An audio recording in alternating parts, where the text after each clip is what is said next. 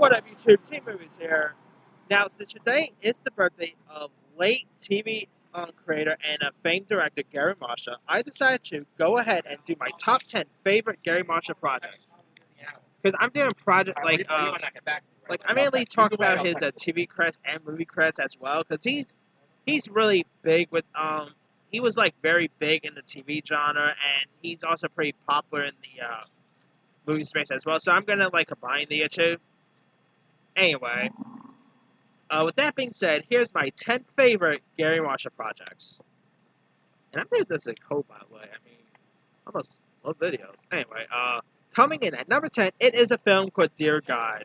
Now, this movie, like, even Garry Marshall fans will say this is a really terrible film, but it's not really all that bad of a film.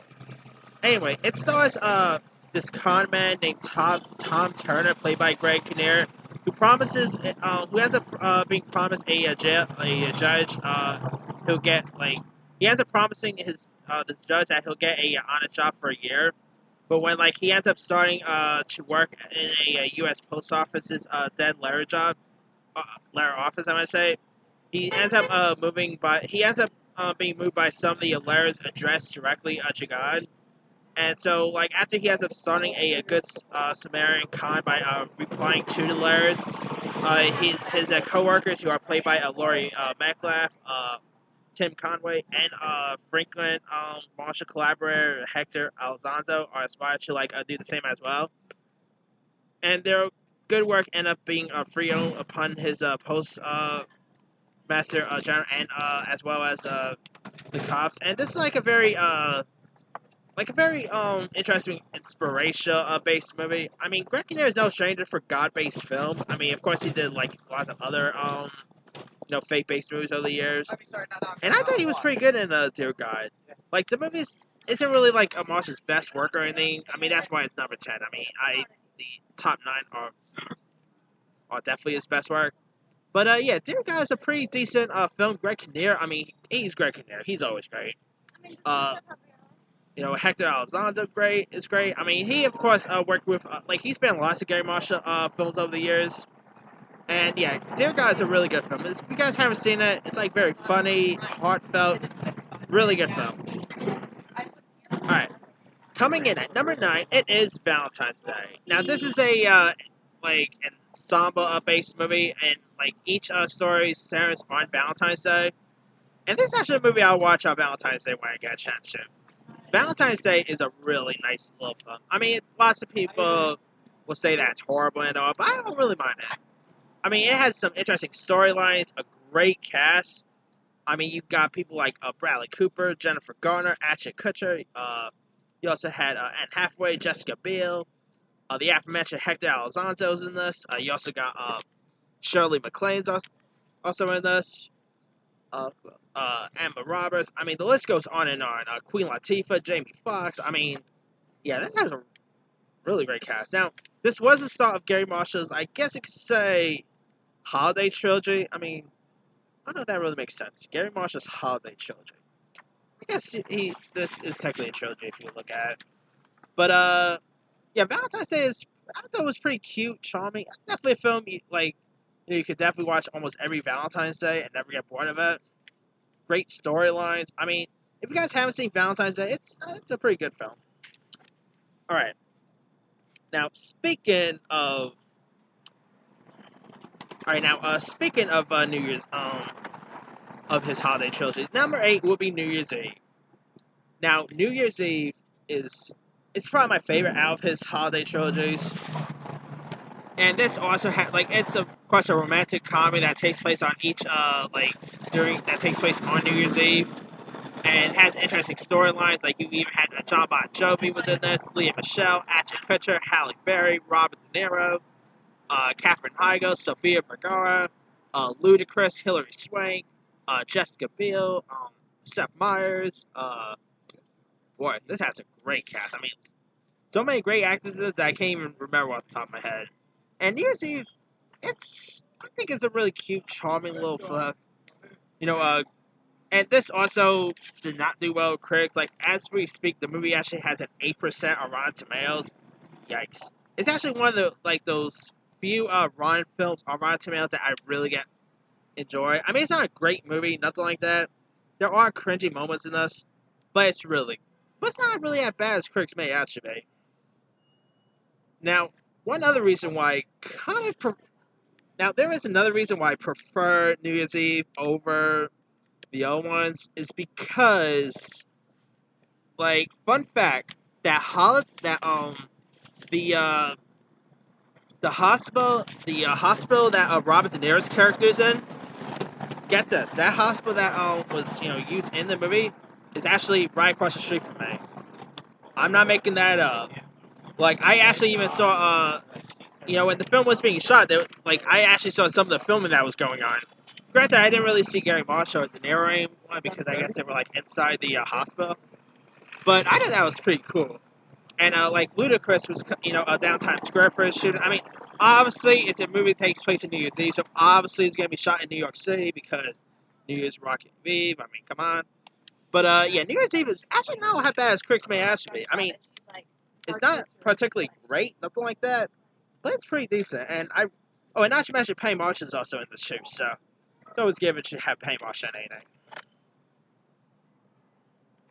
Alright.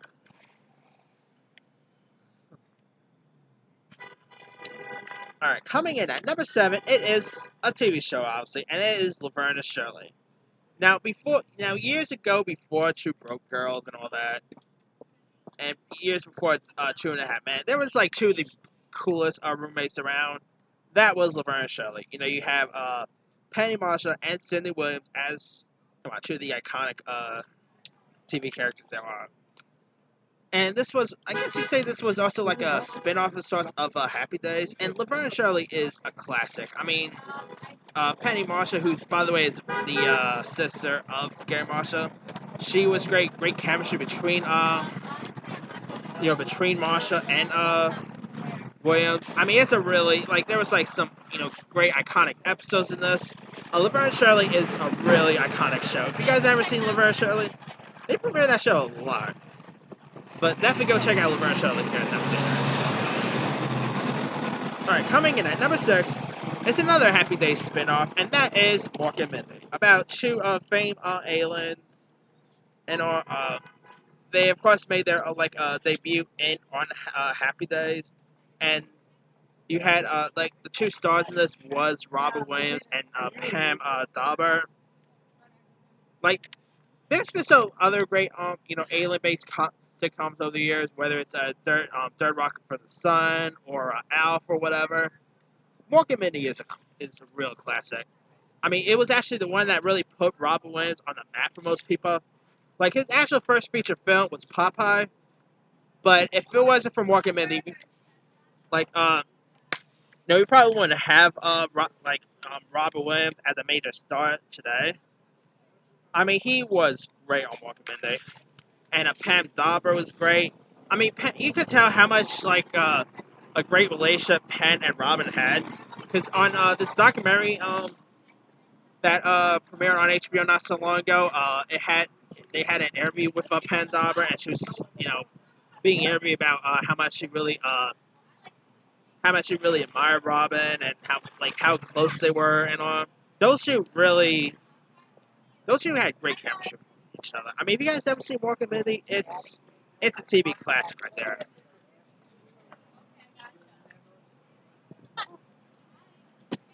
Alright, coming in at number 5, it's a film that will tug on your heartstrings. Sorry for that. Anyway, number 5 is Beaches.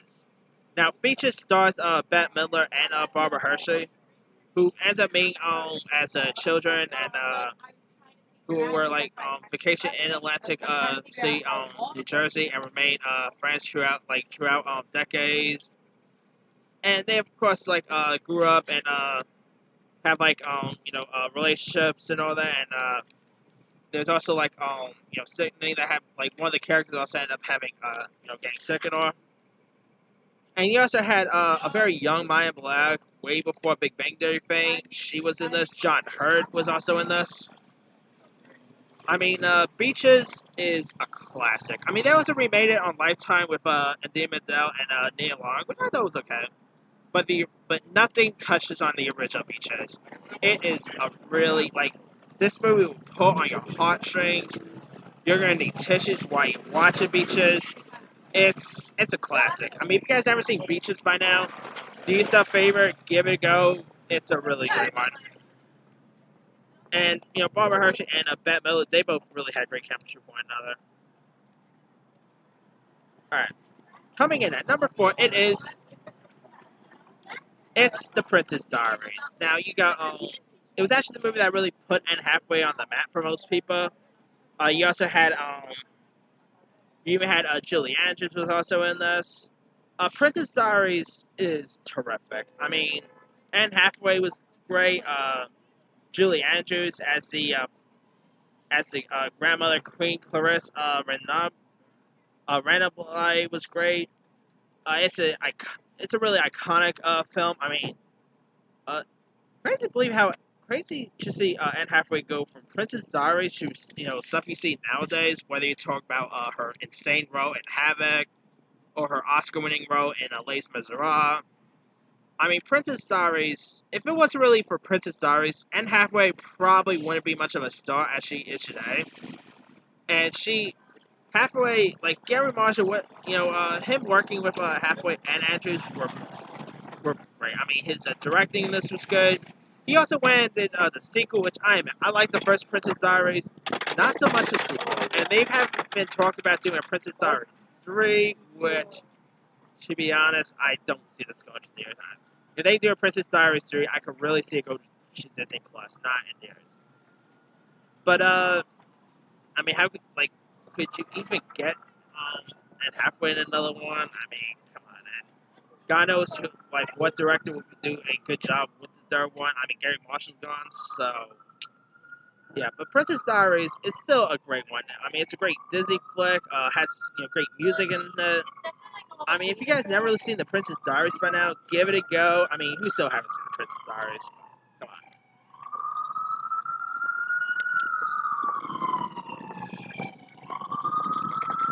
All right. Coming in at number 3. Sorry about that. Coming in at number 3 is Overboard. Now, the reason they actually remade this last year with Anna Faris, which I actually got a kick out of the remake. I mean, I know there was people who trash on the remake, like even Rita Moreno actually trashed on the remake in that One Day at a Time episode. But the Overboard remake, the original Overboard with Kate Hudson, Goldie Hawn, I really like. It is obviously better than the remake. I like the remake, but still doesn't beat the original. You had Edward Herrmann was great in this. I mean, where of course Kate Hudson's character ends up falling off the yacht and ends up suffering from amnesia. And I thought Kate Hudson and of course her and Kurt Russell ended up being married and all. And I thought they were both really great. Not Kate Hudson, Goldie Hawn. I meant to say. Kate Hudson is I don't know why I said anyway. Sorry about that. But yeah, Goldie Hawn and Kurt Russell, were both great in this. And those two were, of course, married in real life, and of course, Goldie Hawn is the mother of Kate Hudson. So as I want to do videos out, the code usually fixes you. But anyway, yeah, Overboard is a really classic film. It has great humor in it. It has lots of heart. I mean, if you guys haven't seen Overboard by now, give it a go. It's a comic classic right there. Alright, coming in at number 2, it's probably his best TV show, and that will be, obviously, Happy Days. I mean, Happy Days is it's one of the most iconic TV shows of the 70s to 80s. You got Henry Winkler as the Fonz. You also got Moran as Joni Cunningham, who also went on to, some reason they thought it was a good idea to have another spin-off called Joni Love Chachi or whatever. Yeah, one of the worst spin-offs ever. You also had Tom Bosley, Marion Ross, Scott, Robert Williams was also in this, obviously because Mork and Mindy was a spin-off. I mean, Happy Days really spawned lots of spin-offs. Whether you talk about Laverne and Shirley, Mork and Mindy, Johnny Loves Crotchy. Remember the Family Guy episode, Johnny Loves Chris Brown? That was actually a pretty funny episode of Family Guy. But anyway, yeah, Happy Days, and of course, it's one of the most iconic theme music there is. That's a really iconic. No, if I did my 10 favorite theme music for sitcoms, that will definitely be on that list. I mean, it's an iconic one right there. And they still show reruns. I mean, I'll be down to see a revival one of these days. Oh, not to mention, you also had Ron Howard was in this too, so there's that as well. But yeah, Happy Days is one of the most classic sitcoms ever. If you guys ever seen it, give it a go. Definitely, it's definitely his best TV work. All right, now what is his best work of all time? Obviously, Garry Marshall's #1 pick will go to Pretty Woman. Pretty Woman. That's another iconic song. I mean, a film where like this billionaire, ends up falling in love with a prostitute. I'm outside, so I have to be careful how I say that. But people don't know, I'm talking about Pretty Woman when I say a film about a billionaire who falls in love with a prostitute. Obviously, people haven't seen Pretty Woman. But, yeah, and of course you had Richard Gere in this, Julia Roberts. You also had,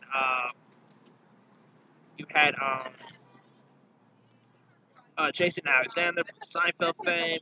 You had the aforementioned Hector Elizondo was in this.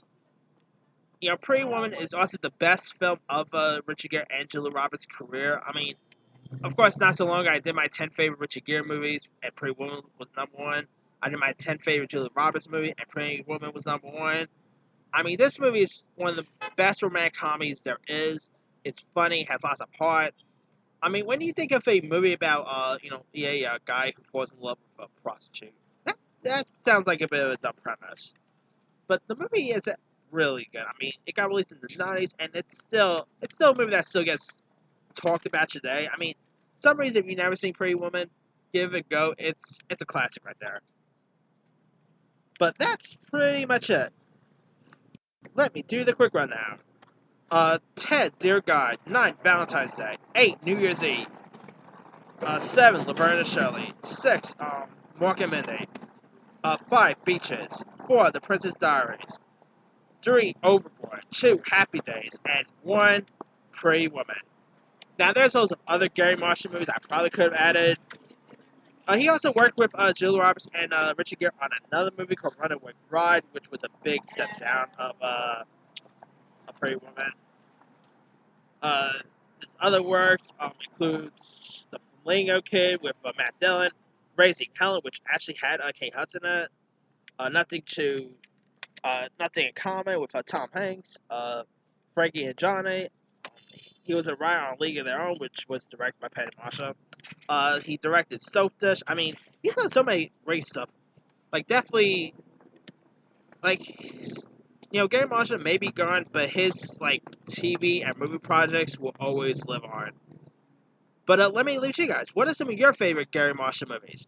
Drop a comment below. Don't forget to like, subscribe, hit that bell for more notifications. This here is T Movies, signing off.